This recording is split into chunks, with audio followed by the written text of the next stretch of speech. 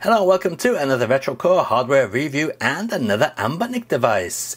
This is the RG40XX H, which was kindly supplied to us by ToRetro. Affiliated links in the video description down below if you want to get one. As with all Anbernic devices, the box is pretty much non-descriptive, but I do like we have this nice silvery outline of the console on the front of the packing. The console itself comes in this little baggie. As you can see, I've already had it out. And as in tradition with Anbernic devices, we get the polystyrene cover as well. This is our device. We'll take a look at that in a moment. Over here we have a USB-C cable, and in here we have the instruction manual as well. So not too much of a surprise in the box. But let's take a look at the actual device, and here it is. And isn't it a nice sleek device? So let's just power it up while we take a look around the actual console itself. Now, first thing you'll notice is it has a lovely screen. Just look how black that screen is. Now, it's not an AMOLED screen, it is an IPS screen, but it has a very nice contrast ratio, as you can clearly see. Now, as seems to be the fashion these days, around the actual analog sticks we have some LED lights, which can be customized to do various effects. So let's go straight into that and take a look. So going into the options, we go to LED settings, enable light effects, yes, and as you can see, we've got some nice rainbow light effects going right there. We can change these to various different types of effects. So we've got breathing fast, medium, and breathing slowly. Dual joystick lights, what that basically means is you have the blue surrounding, and when you push a certain direction it lights up red, as you can see there and see over there. We got a monochromatic rainbow, so basically that just flashes like crazy, gives you a seizure. And the most colourful one of all, the rainbow effect. Of course, you can always just keep one various light colour on, or you can switch them off altogether. It's completely up to you. Now, you may be wondering, can you actually change the colour, the standard default colour from green? Well, yes you can. So you do that by going into colours, and here you can customize the LED rings to whatever you see fit. So we've got a bit of a turquoise colour going on there. Let's tell you what, we've got a nice white going on. Look at that, we've got a bit of white. Let's take the green out of it altogether. Let's bump up the blue there, and we've got a nice pink. So yeah, you can customize it to your heart's content. It's completely up to you what you want. But for the rest of this review, I'm going to leave them switched off, just not to basically distract everybody from the actual gaming. So let's just switch those off. Now, you may be wondering that the menu system is quite familiar. Well, that's because the insides of this are exactly the same as the insides of this device. This is, what is this one? I can't remember. This is the RG40XXH, and I reviewed this a while ago, and I'll put a link in the video description for that video as well if you want to check that out. But basically, this is the exact same machine as this, just the form factor is different. So, you're going to get the same performance out of this as we did with this. However, the form factor is a lot nicer, in my opinion. This one feels more premium, whereas I always thought this one felt a bit on the cheap side. So we've got a better D-pad on here. We've got nice face buttons. The analog sticks are the standard analog sticks, as you come to expect. We've got our L&R triggers at the top, HDMI out, USB-C in, that's for using an extra controller. And we've got a volume rocker there, power button, and so on. At the bottom, we've got dual micro SD card slots. The OS and ROMs can be on here, and in this one, you can just put whatever you want. More ROMs, videos, music videos, it's up to you.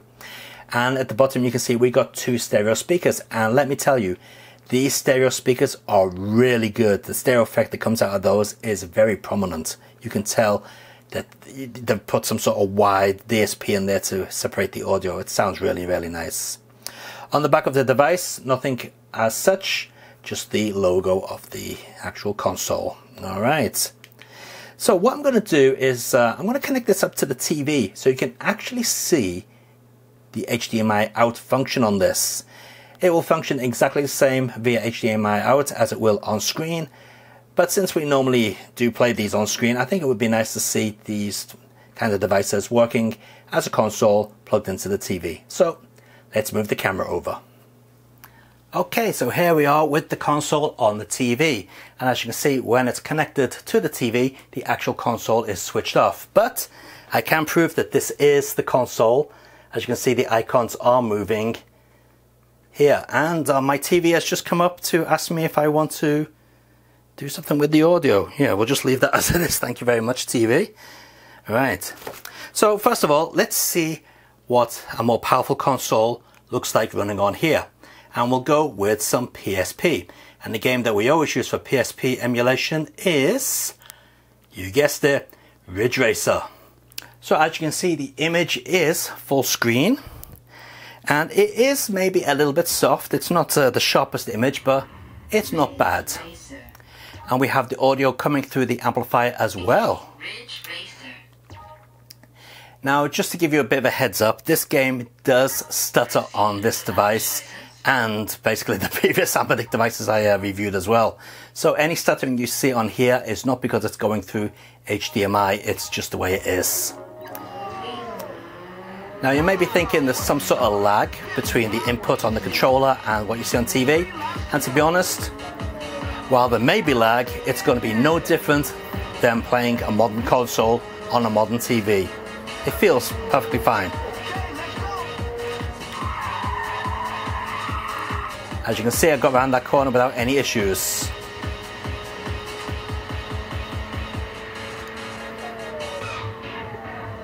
Okay, let's see if we get the stutter corner over here. Yeah, we did. We got the stuttering.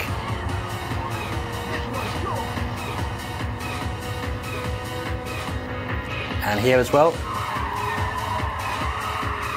Oh, not too bad. We didn't get any stuttering on that corner. Usually we do. How about over here? I've got a graphical glitch on the screen.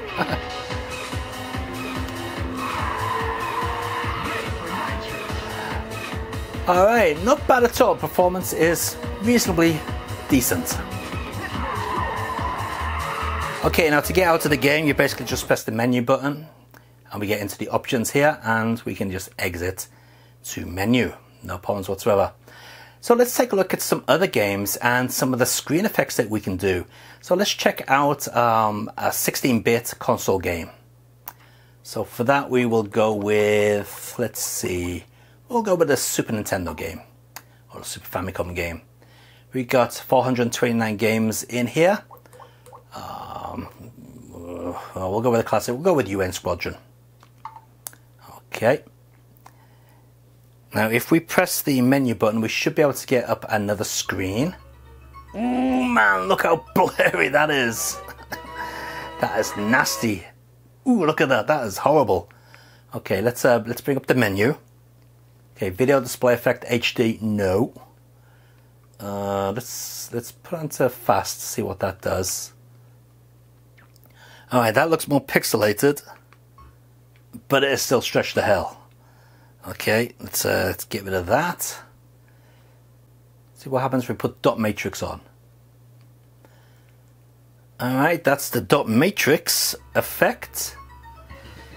And I think it's still, yeah, it's still stretched beyond belief, but at least it doesn't look as blurry. Okay, let's try the scanline options. Scanline 1, scanline 2. Let's go with scanline 1. Not bad, not bad. And let's check out scanline 2. Actually, that looks better. Okay, so, but yeah, we're going to have a stretched screen here. It doesn't look like there's any option to fix the screen resolution. Let's see, backlight, that's just the backlight of the actual display. No, okay, we can't change the screen resolution at all, or the screen aspect ratio, I should say. So what we're going to have to do here is use the old TV controls. Alright, let's that's better. Now straight away I can hear the audio skipping here. Did you notice? It seems to be going out of sync.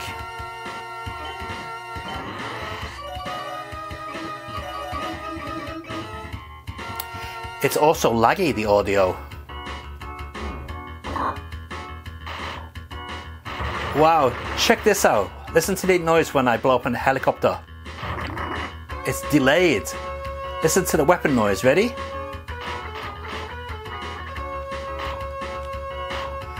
The bullet actually flies halfway across the screen before you get a sound effect. Oh, that is not good. And can you see the slowdown?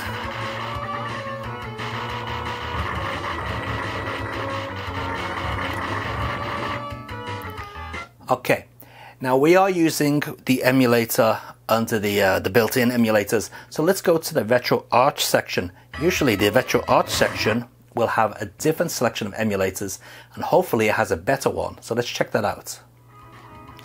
Now, being that this says RetroArch running now, we can customize the borders and the filters and so on, but we'll just go with it as it's basically set up. And straight away I can tell you that the audio lag is not there. Here, watch this.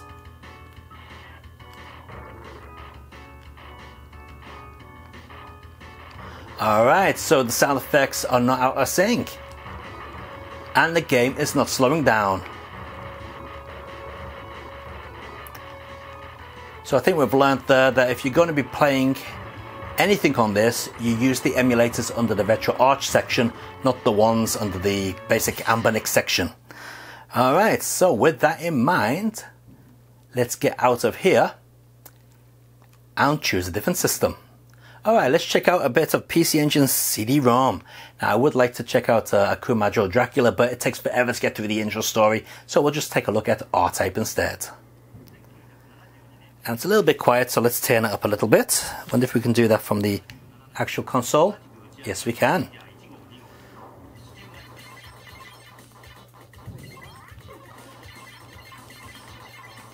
But yeah, seems to be running this, no problems.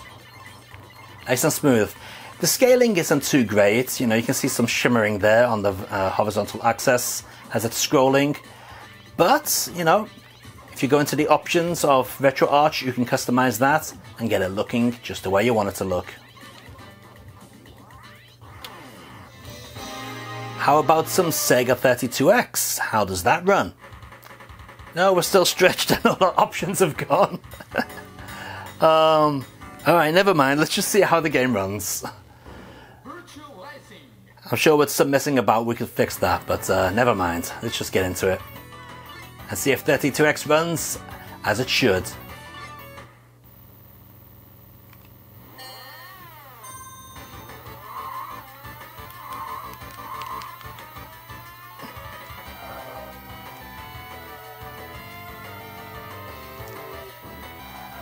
Whoops.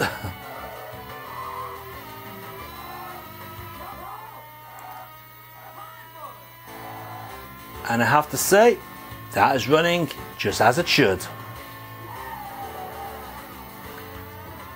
Okay, let's up the stakes and run a bit of Dreamcast. Okay, here we go with Dreamcast and Soul Calibur.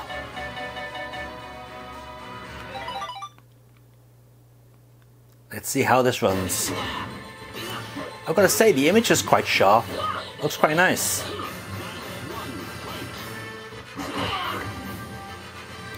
And the analog stick is mapped, and so is the D-pad. That's good.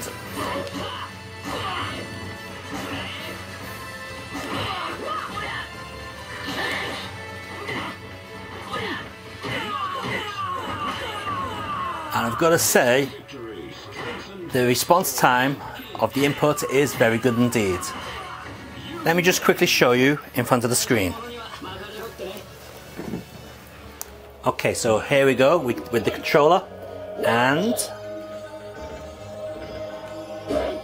I'm going to press it now. Not bad, right? I mean, sure, there's going to be a bit of lag in there, that's without saying, but what lag is in there is not going to affect your game. You're still going to be able to play the game perfectly fine. Something else which this device has is a load of ports, including Grand Theft Auto 3. But before I show you that, let's take a look at Cannonball. Love this. This is basically Outrun running in high res. So Since we're running it on the TV, let's get a little bit serious. We'll go with 120 frames per second, since this is 120 frames per second TV. We'll go with widescreen. Oh, bloody hell, cinema widescreen. High res, why not? Now, of course, this game is analog control compatible as well. And it feels really nice to play. Now, unfortunately, you're not able to see this at 120 frames per second, since the video is only being recorded in 60 frames per second. And just going around the corner then, I got some vibrations. Yep, getting some vibrations. So yeah, we even got vibrations on this device.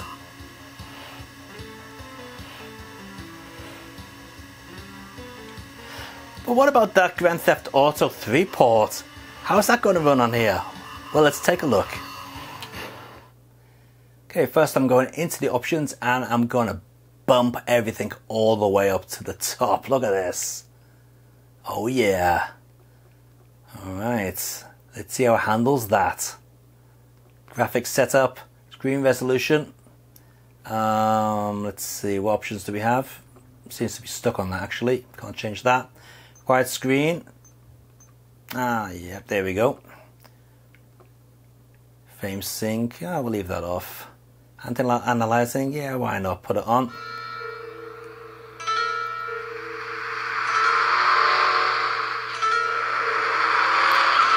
Seems to be handling that pretty well.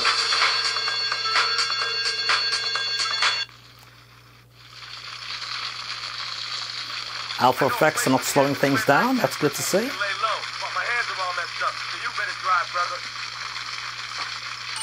Okay, let's see if I can play this. How do I get in the bloody car? What's going on? There we go. Get in the car. Go on.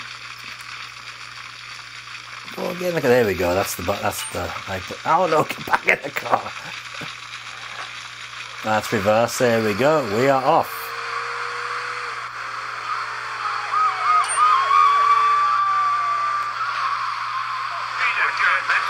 Look at that. We got the light sourcing on. We've got quite a few cars on screen, and that is perfectly playable. I'm not gonna lie, that is pretty decent.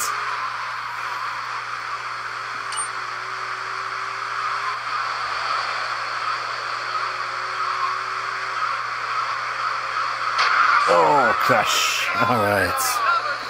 And of course, to get out of it, we just press the menu button, and then we can quit the game like that. Not bad at all. So there we have it. That is the RG40XXH. A pretty capable device. Now, I won't lie, it was getting a little bit warm on the back there while playing it on the TV, but still easily comfortable enough to hold. And of course, as to be expected, this can be connected up to the internet, so you can connect to your Wi-Fi. You can also add Bluetooth controllers to it, and so on. And if you really want to, you can customize the firmware. But are you going to get much of an improvement? Well, if you try it, you'll find out. But on this channel, we like to show you things out of the box. So remember, there's a link in the video description down below if you want to pick up one of these for yourself. And since these are affiliated links, the channel gets a little bit of commission as well. So please do check them out if you're interested. Until next time guys, keep on gaming and enjoy your games. See ya!